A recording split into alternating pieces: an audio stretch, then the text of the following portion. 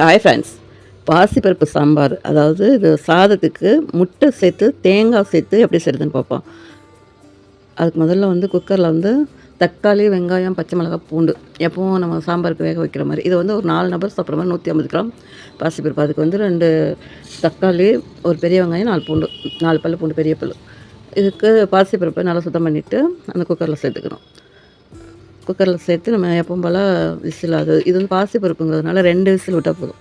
ரொம்ப விட்டிங்கன்னா குழக்குன்னு போயிடும், ஒரு மாதிரியா டேஸ்ட் மாறிடும். அதனால் 2 விசில் விட்டு எடுத்தால் போதும். இதுக்கு மஞ்சள்தூள் சேர்த்து கொஞ்சமாக ஜீரகம் சேர்த்து குக்கர் மூடி போட்டு ஒரு 2 விசில் விட்டு எடுத்துக்கணும். இது எப்படின்னு கேட்டிங்கன்னா, அந்த காலத்தில் நம்ம குக்கர்லாம் இல்லாத காலத்தில் வீட்டில் ஏதோ புளிக்குழம்பு, ரசம் அந்த மாதிரி ஏதாவது வச்சுருப்பாங்க. டக்குன்னு யாரோ ஒரு விருந்தாடி வந்துடுவாங்க. மெயினாக மருமையை வந்துடுவார். அதாவது துவரம்பருப்பு வேக லேட் ஆகுங்கிறதுனால பாசிப்பருப்பு அப்படியே டக்குன்னு அள்ளி அதை அடுப்பில் போட்டு சட்டியில் போட்டாலுமே பாசிப்பருப்பு சீக்கிரமாக வந்துடும். அதனால் பாசிப்பருப்பை வேக வச்சு அதில் முட்டையை உடச்சி ஊற்றி, மருமைங்கிறதுனால ஒரு மரியாதைக்கு முட்டை உடச்சி ஊற்றி தேங்காய் போட்டு இதெல்லாம் ஸ்பெஷலாக போட முடியுமோ அதெல்லாம் போட்டு அந்த சாம்பாரை ரெடி பண்ணுவாங்க. நாங்கள் சின்ன பிள்ளையா இருக்கையில நல்லா பார்த்துருக்கோம். அந்த சாம்பார் தான் இது. இப்போ பாசிப்பருப்பு வேக வச்சாச்சு. எண்ணெய் சேர்த்து காஞ்ச மிளகாய், வெந்தயம் சேர்த்து, கருவேப்பிலை சேர்த்து, வெங்காயம் வதக்கி நம்ம இந்த 2 விசில் கொடுத்து பாசிப்பருப்பு வேக வச்சு வச்சுருக்கோம். அதையும் எடுத்து அதில் ஊற்றி நல்லா தண்ணி அலசி ஊற்றி கொஞ்சம் மீடியமாக தண்ணி ஊற்றிக்கணும். இதுக்கு பாசிப்பருப்புக்கு ரொம்ப புளி சேர்க்கக்கூடாது. புளி கொஞ்சமாக சேர்க்கணும். இது சாம்பார் பொடி 1½ ஸ்பூன். புளி கம்மியாக சேர்க்கணும். அப்படி இல்லைன்னா மாங்காய் துண்டு இருந்துச்சுன்னா கொஞ்சம் போட்டுக்கிட்டால் போதும். வேறு புளி சேர்க்க வேண்டியது, ஏன்னா பாசிப்பருப்பு புளி ரொம்ப எடுக்காது. உப்பு சேர்த்து இப்போ இதுக்கு மாங்காய் புளி ஊற்றுறாங்கன்னா புளி ஊற்றணும், இல்லை மாங்காய். நான் இப்போ மாங்காய் தான் போடுறேன். அந்த மாங்காவே போதும். அதுக்கப்புறம் புளியெலாம் சேர்க்கக்கூடாது. புளி சேர்த்திங்கன்னா தாங்காது. இந்த பாசிப்பருப்பு ரொம்ப புளிப்பு இழுக்காது, அது டேஸ்ட்டே மாற்றி விட்டுரும். மாங்காயை போட்டு அதுக்கப்புறம் இதுக்கு தேங்காய், அதாவது பொடி பொடியாக கட் பண்ணி தேங்காய் ஒரு கைப்பிடி அளவு போடுறது. நம்ம வேறு எந்த காயும் போடக்கூடாது.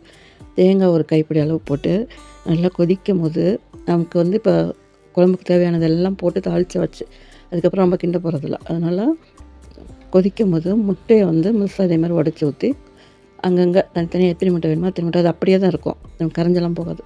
உடச்சி ஊற்றி கிண்டாமல் டக்குன்னு ஒரு மூடியை போட்டு மூடி வச்சிட்டிங்கன்னா அப்படியே அந்த ஆவியில் வெந்துடும். அப்போ கொஞ்சம் அடுப்பை மட்டும் ஸ்லோ பண்ணிடணும். ரொம்ப கொதிக்காமல் அடுப்பை ஸ்லோ பண்ணிட்டிங்கன்னா அந்த கொதிக்கிற அந்த ஆவியில் அந்த முட்டை வெந்துடும்.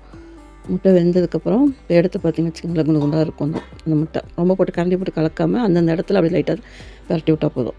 பரட்டி விட்டால் முட்டை வெந்துருச்சு. அதனால் நம்ம தண்ணிக்குன்னு எல்லாமே பக்கமாக சேர்த்துட்டு தான் முட்டை போடணும். அதுக்கப்புறம் பெருங்காயத்தூள் மதுவே போட்டிருக்கணும், மறந்துட்டேன், அதனால் இப்போ போடுறேன். இதில் நல்ல ஒரு கைப்பிடி அளவு கொத்தமல்லி தழை தூவி இறக்கணும்னா நெய் சேர்த்து, சாதத்தில் நெய் சேர்த்து இதை ஊற்றி சாப்பிட்டா சூப்பராக இருக்கும். ஆனால் இப்போ கொத்தமல்லி தழை இல்லைன்ட்டு, அதாவது தீர்ந்துருச்சு, அதனால் நான் போடலை. நீங்கள் போடும்போது கொத்தமல்லி தழை, நல்ல பொடியான கொத்தமல்லி தழை தூவி சாதம் சாப்பிடும்போது மேலாக நெய் ஊற்றி இந்த குழம்பு ஊற்றி சாப்பிட்டு பாருங்கள், சூப்பராக இருக்கும். பாசிப்பருப்பு சாம்பார், அதாவது அவசரமாக சாம்பார் வைக்கிறதா இருந்தால் இந்த மாதிரி பாத்திரத்தில் போட்டு அந்த காலத்தில் வைப்பாங்க. இப்போ நம்ம எல்லாத்தையுமே குக்கரில் போட்டு வைக்கிறதுனால இது குக்கரில் சேர்த்து இது சூப்பராக இருக்கும். அந்த முட்டை பாருங்கள், அப்படி குண்டாக இருக்கும், அதை அப்படி தொட்டுக்கலாம் முட்டை. இதுக்கு உருளைக்கிழங்கு பொரியல் சூப்பராக இருக்கும். சாதாரண மாங்காய் ஊறுகாவே சூப்பராக இருக்கும். மாதா ஊட்டாத சோத்தை மாங்காய் ஊட்டுவாங்க. இந்த குழம்புக்கும் மாங்காய்க்கும் அவ்வளோ டேஸ்ட்டாக இருக்கும். ஒரு டைம் வச்சு பாருங்கள். இந்த மாதிரி இதே மெத்தடில் நீங்களும் வச்சு பாருங்கள். பிடிச்சிருந்தால் லைக் பண்ணுங்கள்.